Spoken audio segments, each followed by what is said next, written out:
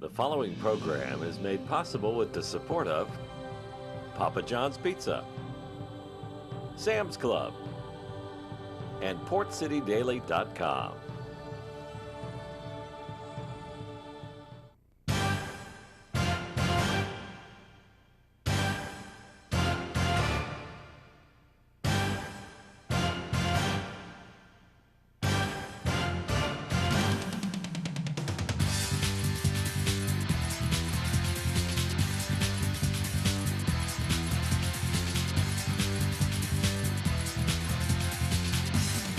High school football fans, welcome to week 2 of Sports Roundtable here on New Hanover County Schools TV. I'm Joe Katz from PortCityDaily.com. Each week we take a look at high school football across New Hanover County with the coaches from Ashley, Laney, Hoggard, and New Hanover High Schools. This is our second edition of the show this week. First on stage is the head coach of the Laney Buccaneers, Ashad Yeoman. A quick recap from the Bucks' 14-7 win over Northern Nash this past Friday night. Laney running back Amik Watkins has been a staple in the Bucks offense since he was a freshman. Now in his senior year, Watkins has 2 100-plus yard rushing games, the latter coming this past Friday night as he scored 2 touchdowns. A second-half rally for the Bucks put them in front by a score of 14-7 over Northern Nash.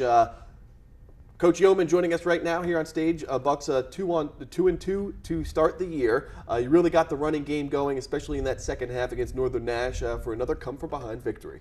Yes, sir. It was great, to see the guys fight for that victory because that's exactly what it was going to take. But I'm really proud of the senior leadership that we had before that game, and that's one of the things that we've been missing, since I've been at Laney High School, is those seniors just kind of being more vocal with the young guys, and they stepped up, and as I hope they see, we can keep this thing going. Before we get to the highlights, really an all-around great effort, defense, offense, special teams.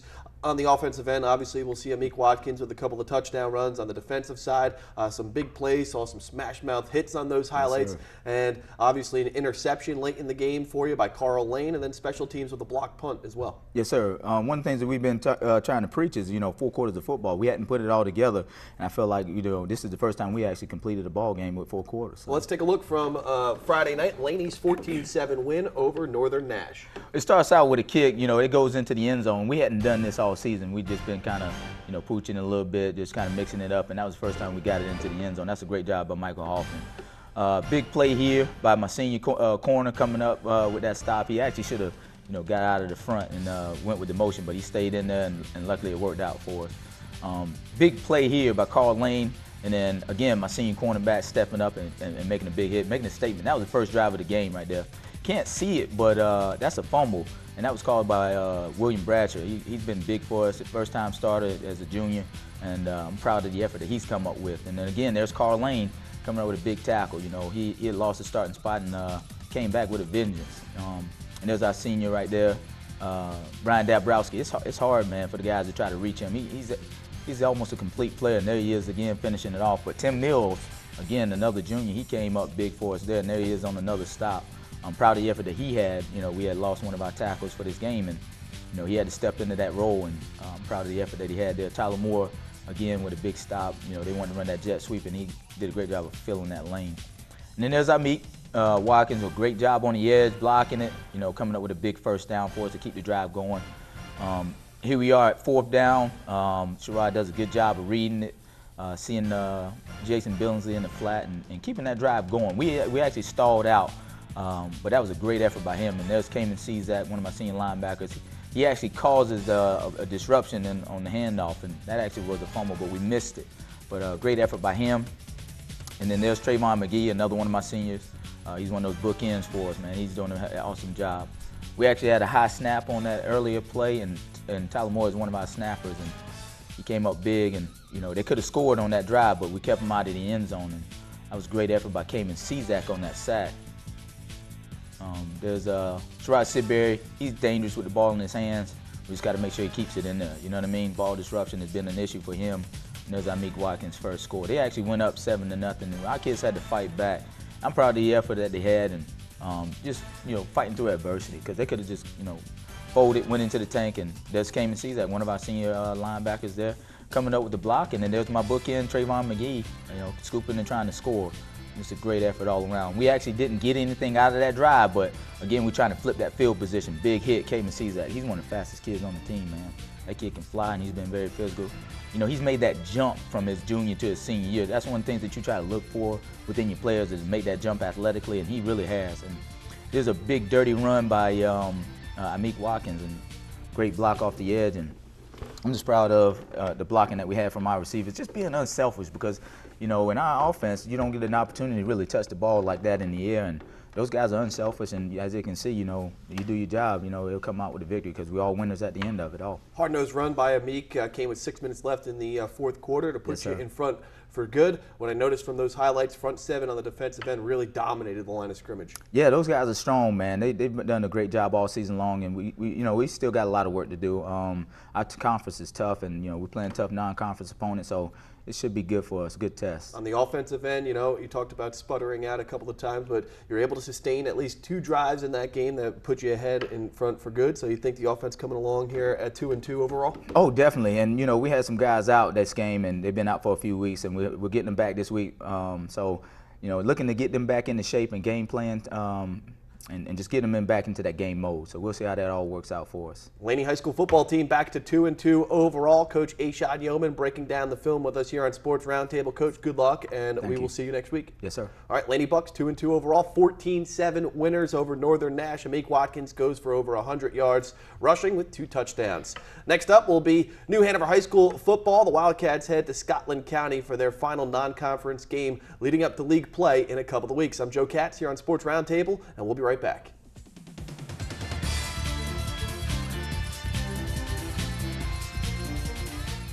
High school football fans, welcome back to Sports Roundtable, our weekly edition of the show as we take a look at high school football across New Hanover County. I'm Joe Katz from PortCityDaily.com. Don't forget, log on for free at PortCityDaily.com each and every day for all your latest news and information coming from the world of sports across the Wilmington area. We have weekly previews leading up to Friday Night Lights, our Players to Watch segment as always, and again, scores and recaps from Friday night's action at PortCityDaily.com. Thanks again to Coach Ashad Yeoman for stopping by in our first segment. Heading to the second quarter, we'll take a look on Market Street as the New Hanover Wildcats are coming off a bye week at 1-2 overall, a correction from the previous segment.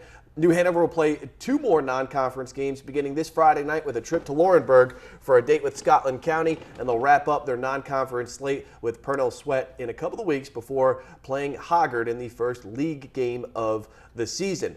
Coach Earl Smith is taking the night off for us, and our defensive coordinator for the Wildcats, Tim Smith, is joining us here on set this evening. And Coach Smith, it's good to have you here on Sports Roundtable first and foremost, so welcome. Oh, glad to be here. Second-year defensive coordinator for you with the Wildcats. How has the transition gone from year 1 to year 2 with this defense? Overall, it's we had a lot of turnover, personnel-wise, but being here early and not having to everything just be a jumble has been kind of relaxing since we got everything system put in during the spring. So it's been a smoother transition as far as the guys, they already know me, so we're not on that honeymoon phase no more. Well, you're learning a lot about the personalities on the team from last year going into year 2, and I think I have to start with the core of linebackers that you've got, pretty much all returning from this season. Starts with Jahan Simmons, a guy that's transitioned from wide receiver to linebacker. Nas Brown in the middle, Troy McCaskill as well in the backfield in the linebacking core, and Grant Daly, a guy who was injured last season. So talk about those linebackers and how crucial they part of the game that they play for your defense. They're the core of what we do. All those guys are very intelligent guys, play hard, and they play in both facets of the game as far as they play their responsibilities in the run game, and they're also effective for us as far as our underneath coverage and what we do defensively. Nas Brown with 32 tackles. It's a team high right now in the middle for you. He likes to lay the wood for you on the defensive end. Secondary, kind of a turnover. You talked about some players that you're missing from last season. Cheyenne Jennings has kind of stepped up for you. He's got a couple of interceptions for New Hanover this season. How has the secondary formed into shape here with some pretty good tests already this season against a tough Myrtle Beach team and also in a good game against Havelock as well? The secondary is still coming along because we got a lot of guys. This season is their first real game action. Like Cheyenne was with us last year, but he didn't see a lot of time on the field. But he's a pretty good, solid player for us that he's kind of the leader of that group as far as being a playmaker and being somebody that we can rely on If we need him to be a shutdown guy, he's the guy that's going to get that call. Up front for you, I think it starts with Jemias Williams, one of those big hog mollies that likes to clog the run on that defensive front. Who are some other guys that we want to look for to step up big for you on Friday night? Khalil Tony's a big time leader for us. He's a quiet guy, but what he does on the field speaks loudly. He's a shorter guy. He's not the same frame as Jemias, but he comes off the ball and he wreaks havoc. And he's a big clogger for us. So when we got those two in there together, it's pretty tough sledding in the middle. You've been tested, as I just mentioned, early this season with this non-conference schedule, trips to Havelock and Myrtle Beach. Doesn't get much easier for you this week when you go out 74-76 to Laurinburg and play a Scotland County team that is always a 4A perennial powerhouse to potentially go to a state championship. What do you see from the Scots that's going to give that defense a challenge moving into this week? The challenges for us is going to be not to get moved. They're a hard-nosed run game. They pound it inside, they pound it inside, they pound it inside, they pound it inside, and those guys just go. So they have two pretty good running backs that probably are going to be playing anywhere they want to in the next couple of years at college level. So it's going to be on us. We got a major challenge in stopping their run game. When you're looking at the defensive unit each and every year, as you said, you have new pieces to the puzzle each year. You getting familiar with these guys. What's your philosophy on defense? On how you go from year to year? Or is it we're going to implement my system and we're going to try to get things done the way I want to do it? We try to implement the system as far as the terminology and the base principles of what we do, but each year you got to reevaluate what you have and put guys in a situation where they can have success, which ultimately leads to team success. Well, I think one of those moves was moving one of those linebackers, Jahan Simmons, from the offensive side of the ball to the defensive side at linebacker. How has he adjusted to his new position in his senior year? He's adjusted well. He's kind of took a little while for him to get used to that, changing the offensive mentality and get him to play from the snap to the whistle. But he's somebody that he has made some big plays for us, and he's going to continue to be an important part of what we do because those outside linebacker positions are very important to what we do in the run game. New Hanover High School defensive coordinator Tim Smith. Coach Smith, good luck this week against Scotland County. Going to be a good test to try to get the Wildcats back in the win column at 1-2 right now overall. And finally, congratulations on your latest addition to the family, a new father, second child. So congratulations, Coach, on the the achievement of adding one to the family. There you go. Thank you. That's Coach Tim Smith, the defensive coordinator for the New Hanover Wildcats. We'll take a quick break. It's the half here at Sports Roundtable. We'll catch up with the coaches from Hoggard and Ashley coming up after this quick break.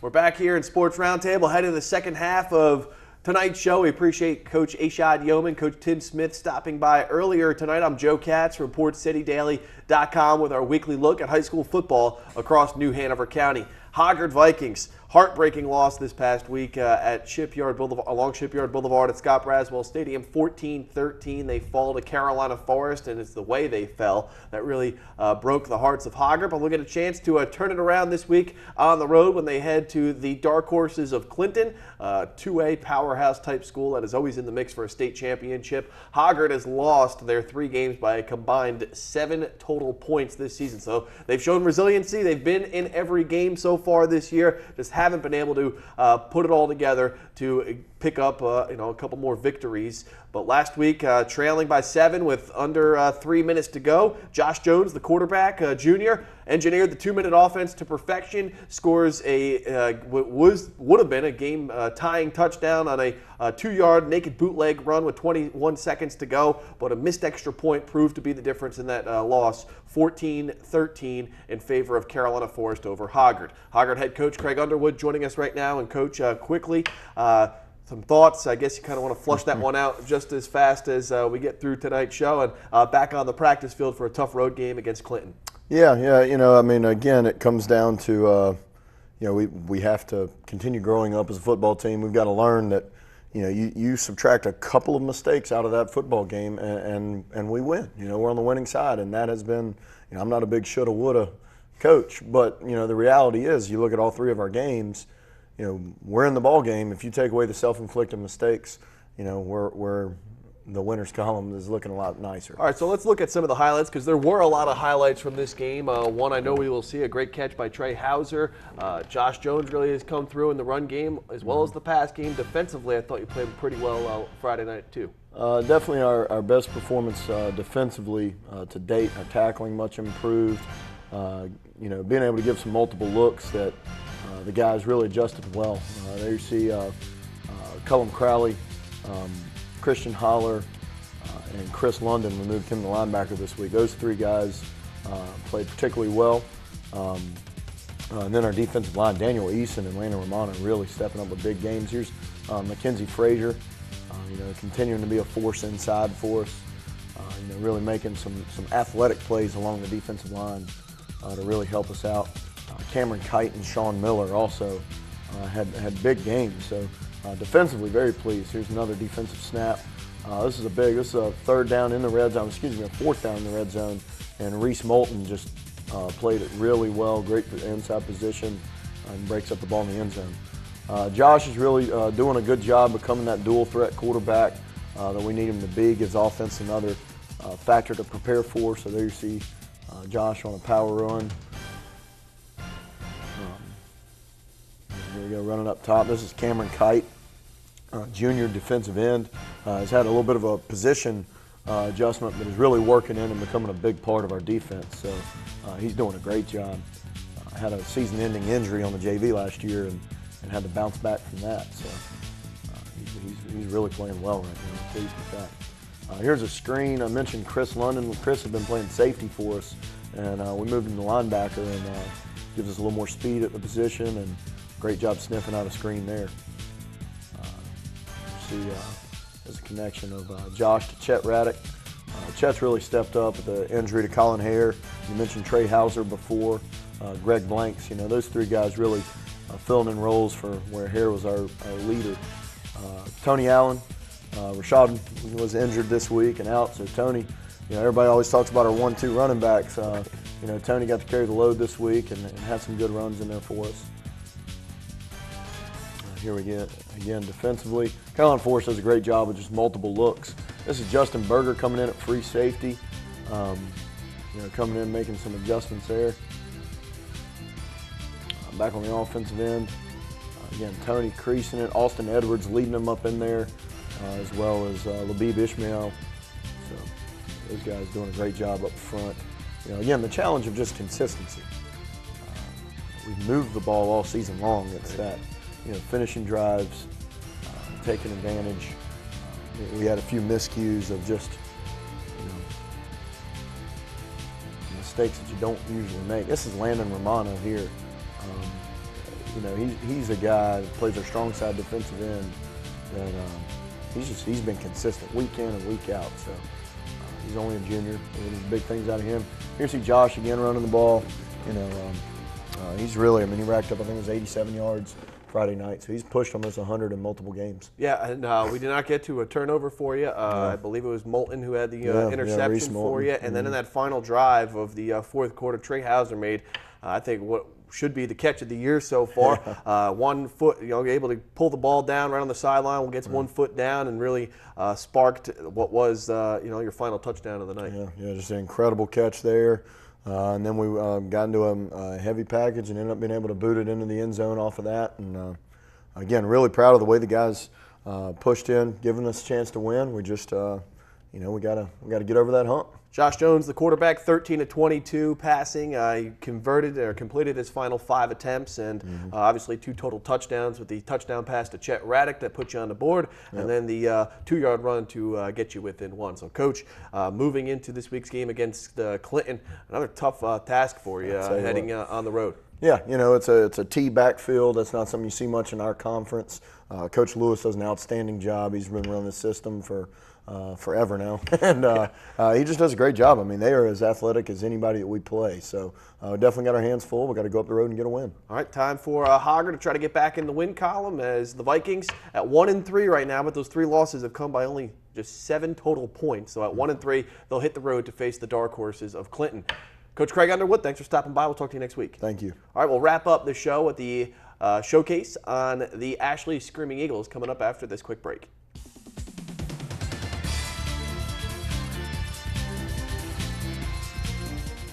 High school football fans, welcome back to Sports Roundtable. I'm Joe Katz from PortCityDaily.com. Appreciate you tuning in this evening. Thanks to the coaches for stopping by earlier today from Laney, Hoggard, and New Hanover High Schools. Last but not least, as we head into the fourth quarter of tonight's show, will be the Ashley Screaming Eagles. We'll highlight their football team coming off a bye week. Ashley at 2-0 to start the year. First time the Screaming Eagles are 2-0 to start a football season since 2003.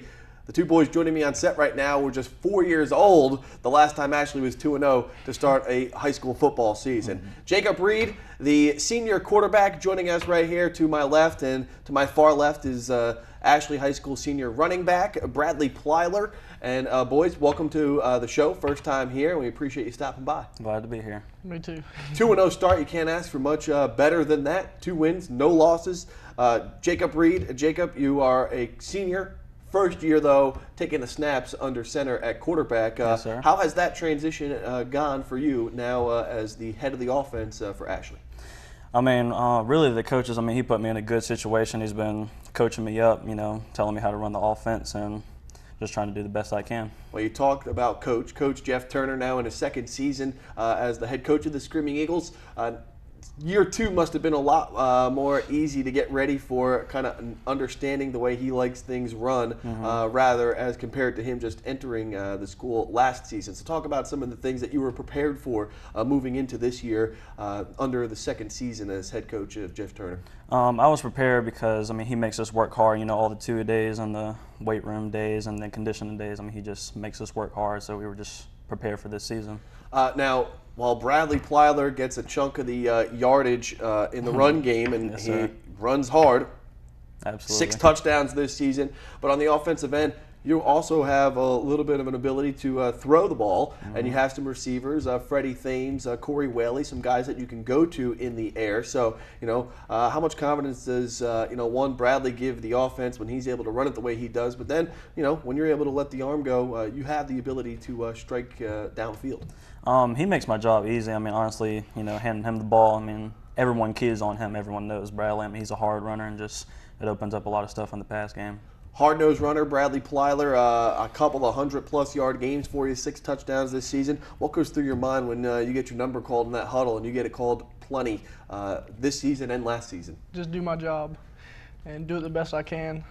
If I have my blockers, they do their job, I do my job, we'll be in the end zone. And if you don't have your blockers, you can run through 4 or We 5 guys. got to make it work. Because I swear, probably one of the hardest runners in New Hanover County, let alone the eastern part of North Carolina, hard-nosed type of style running. You're not afraid of contact, are you? No, sir. 6 touchdowns so far this season. You know you're going to get your number called. You know the other team is going to key on you, especially as we get ready for conference play in a couple of weeks. How much improved is this offensive unit this year as compared to last? Crazy. Last year we had all the same people we have this year, so we just built on it and we kept building, and now we know what to do, we know our job, we know how to do it, and we just go out there and try to do it to the best we can. He gave you some high props just a few minutes ago. Talk about Jacob and what he brings to the offense at the quarterback position. If I'm not getting the ball, he knows what to do. He does everything just like I can. I mean, when we're doing an option, if he sees the hole, he takes it too. He hits hard. I mean, he's a good runner. He does his job, so everybody does their job. And in that passing game, you also have a couple of receptions. Maybe not known for the guy that can nimble out of the backfield and make a catch and take one deep. I know in that game, the first game of the season where you picked up a win, you had a 50-something yard touchdown reception. What did you guys see there maybe in that play that you were kind of wide open in the middle and he gave you a little air under it and you were able to run underneath it for the touchdown grab? Basically, I saw that they were in zero coverage, and me and Bradley have a hot route symbol, so we called and we both looked at each other and I just let it fly and he went and got it. Well, you're not going to let me know or let the fans know, especially from Laney, New Hanover, and Hoggard, what that hot sound is, right? No. Or we can change it maybe after this week's game or this week's show. Bradley, On the defensive end, you guys, don't play much defense, but you do have some standout players on that defensive side of the ball, and they've done a good job for you this season. What do you see from that defensive unit that impresses you, that knows that they're going to keep you in ball games? Joe and all them that anchor down the line, they're doing good. Joe's averaging a bunch. He got a bunch of sacks, and he just does good. And then Shane, all them, the linebackers, and the last game they threw the ball a lot, and our DBs, they stopped them, so I'm proud of them. That's good to see. Last year, a lot of missed tackles, a lot of unsure things on that defensive side under, the first season under Coach Turner.